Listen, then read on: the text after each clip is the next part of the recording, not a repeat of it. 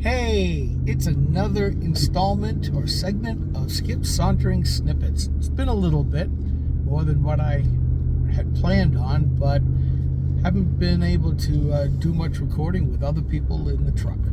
So anyways, I saw a title, and I'll have to post it up later on, where it basically said we'd be better off if government knew its boundaries, or as I put it, stayed in its lane. I think many of the problems of the United States right now, from both a social and a government perspective, is people are refusing to stay in their lanes. They should know what their place is, and I don't mean that as a denigration, but more of as an organizational or behavioral observation. Government, as we all know, loves to expand. Anybody who's worked in any kind of a bureaucratic environment knows that while a bureaucracy can sometimes do their job most excellently, oftentimes it does not. But it also feels, especially in those cases where they were started up to solve a particular problem, they oftentimes want to keep that problem going. Or if they're almost close to solving that problem, which is rare, look at the war on poverty, it never seems to end after trillions of dollars. They always start looking to do more and bigger things. They want to go outside of their operational authority. If they're supposed to do X, then somebody says, well, if we do something that's closely aligned to X, like X plus 1, X plus 2, we'll get more money, we'll get more people, we'll have more power, and we'll be able to help everybody in our mission. Yeah, I keep thinking Reagan's admonition of, hi, I'm from the government and I'm here to help you. And while that can happen and does happen, too often it's not always the most efficient.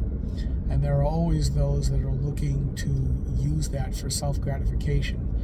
The public choice option by James Buchanan, and that investigation into economics proved to be very groundbreaking. But I digress. Why is it that, as we see today in Obama's third term, that we're seeing all kinds of things that government should do, like basically making our southern border an open one? What about all the laws that say, here's how the government is supposed to operate? Why is it that government is supposed to make the choices between our energy choices? I don't see anything in the Constitution that allows them to do that.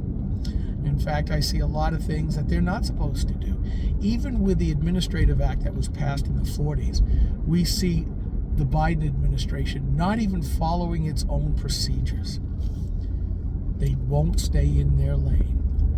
The federal government is supposed to do only certain things, and very limited in what those things can be done. If you look at a hard reading of the U.S. Constitution, those enumerated powers are quite small, and everything else was supposed to be left to either the states, or even more importantly, to we the people, as in civil society. Again, as I've written many times before and said, civil society was supposed to be the main, I don't want to say ruler, but by setting the norms for society in an unwritten, unorganized way that actually was spontaneous order, as Professor Don Boudreau of Cafe Hayek is always reminding us of, that we oftentimes can do a better job than government, even if there is no governing authority, because we set norms into place.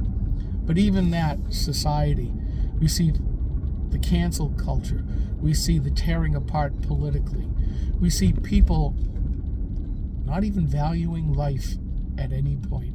First it was abortion, the killing of innocent babies for whatever reason. Started by Sanger, who Planned Parenthood is now disavowed, but it's a case where life used to be precious. And then we saw it with euthanasia. Oh, death with dignity until it started to become death because you're not useful to the state, or you'd be better off dying. And then we see the killings and the murders that are going on in our urban areas where life has no worth. It's all about me. It's all about the narcissistic looking things.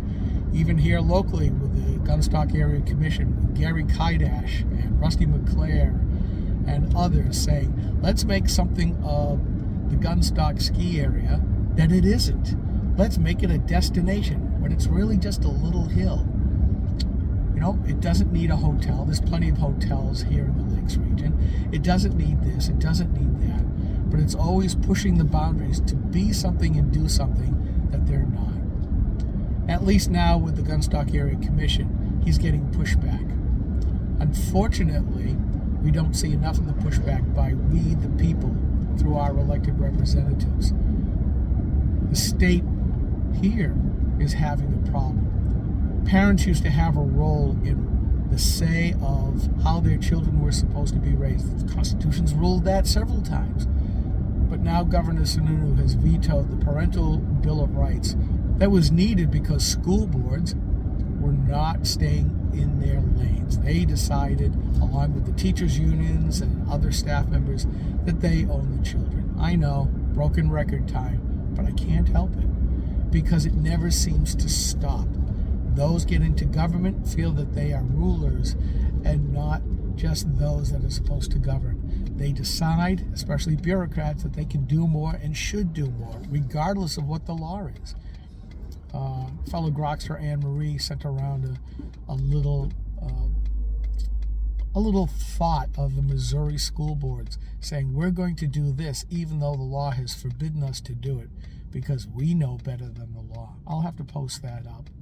Again, it all comes down to boundaries and lanes and people not staying in them. I'm Skip, and this has been a little bit longer version of Skip's Sauntering Snippets, and I'll catch you on the other side. Thank you.